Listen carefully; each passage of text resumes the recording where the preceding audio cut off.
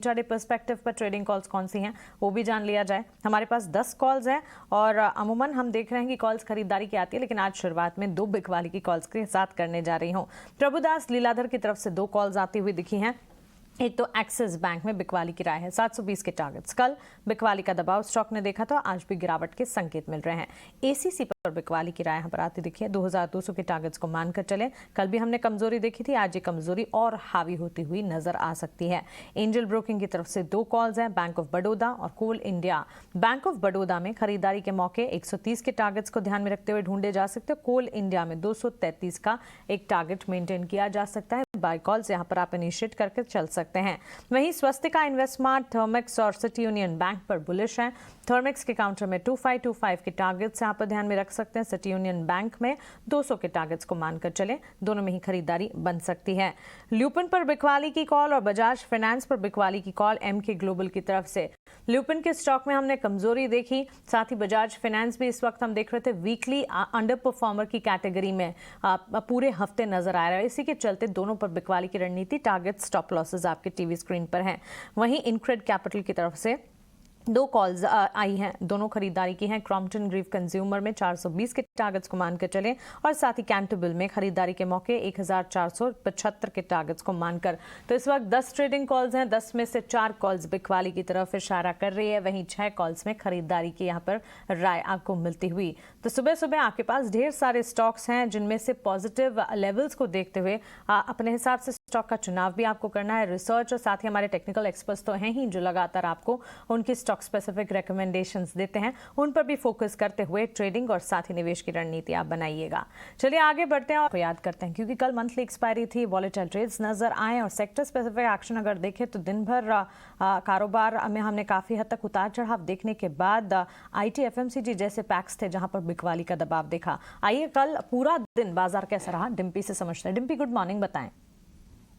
शुक्रिया मानसी। कल F&O expiry का तो दबदबा था ही। कल आपने सरकारी बैंकों को भी देखा होगा, बहुत तेज़ी से चल रहे थे, इसलिए उसका इंडेक्स सबसे ज़्यादा टॉप गेनर्स की लिस्ट में आ गया। तो पीएसयूज बैंक का इंडेक्स कल काफ़ी अच्छा चल रहा था। इसके अलावा रियल एस्टेट और कंजम्पशन जो है वो भी कल काफ़ी अच्छी थी, इनको बाकायदा हरा निशान कल मिला, तो ये कल टॉप गेनर्स बन गए।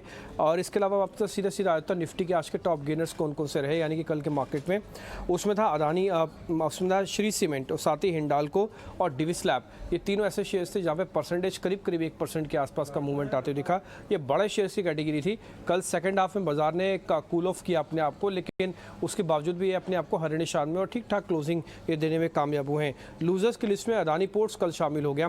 बजाज फाइनेंस के अंदर भी वापस प्रॉफिट बुकिंग आई। पावर ग्रिड भी कल 1 से 1.5% के नुकसान के साथ बाकायदा लाल निशान में गया। मैं अब हफ्ते भर के आउट परफॉर्मेंस आपके सामने रखता हूँ। उसमें आइशर मोटर, कोल इंडिया, भारती एयरटेल, इनकी हफ्ते भर की परफॉर्मेंस काफ़ी बेहतर थी और कल भी इनकी क्लोजिंग हमको हरे निशान में मिली। इन स्पाइट ऑफ दिस कि कल मार्केट बाकायदा लाल निशान में जाके बंद हुआ है। अब आते हैं वीकली अंडर परफॉर्मेंस की तरफ। जो जिनमें शेयर खराब दिखे वो था Bajaj finance, Tata steel, Tata Motors. ये शेयर थे जिनकी हफ्ते भर की परफॉर्मेंस नेगेटिव थी और एक कल भी शेयर बाकायदा को लाल निशान में ही दिखे हैं। आते डिलीवरी कहाँ पे बढ़ी है बड़े शेयर्स के अंदर। डिलीवरी में सन फार्मा, अल्ट्राटेक सीमेंट और बजाज ऑटो, ये 3 शेयर हैं जहाँ पे डिलीवरी हल्का सा राइज होम को होता हुआ दिखा है। मिड कैप की श्रेणी में आ जाते हैं। वहाँ पे मिड कैप अगर आप गेनर्स देखेंगे कल के तो आपको सरकारी बैंकों में सेंट्रल बैंक सबसे ऊपर दिखेगा, IDBI और भेल। कल इसने 56 के लेवल को पार किया फाइनली, तो कल ये भी स्टार परफॉर्मर बन गया था। मिड कैप के लूजर्स अब आपके स्क्रीन पर आएंगे। वहाँ पे अगर आप देखेंगे तो कोरोमंडल, सुजलोन और बोरोसिल रिन्यूएबल नाम की कंपनी है, वहाँ पे हमको सबसे ज़्यादा नुकसान देखने को मिला। बाकायदा नुकसान 3% से कहीं ज़्यादा का था। आते हैं आउट परफॉर्मेंस वाली कैटेगरी में, जो हफ्ते भर में जिन्होंने बेहतर रिटर्न दिया है उसमें है धानी, RBL बैंक और यूफ्लेक्स। इनका हफ्ते भर का रिटर्न काफ़ी बेहतर हमको बनते हुए देखा मिड कैप श्रेणी के अंदर। इसी श्रेणी के अंदर जहां पे खराब शेयर यानी कि जिन्होंने नेगेटिव रिटर्न दिया, अंडर परफॉर्मेंस दिखाई है, वो है PB फिनटेक, हेड्सो नेग्रो और साथ ही एम्फेसिस।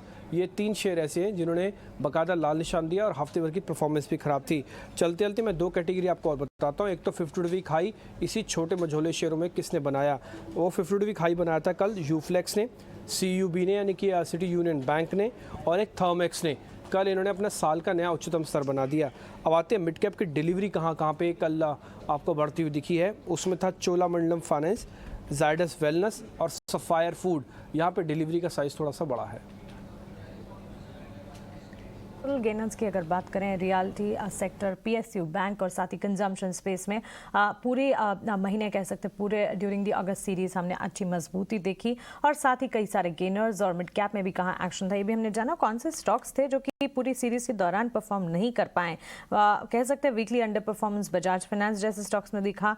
स्टील पैक ये पूरी सीरीज के लिए कह सकते हैं अंडर परफॉर्मर जरूर रहा और साथ ही परफॉर्मिंग स्टॉक्स की अगर बात करें आइशर मोटर्स, कोल इंडिया, भारतीय एयरटेल जैसे स्टॉक्स थे।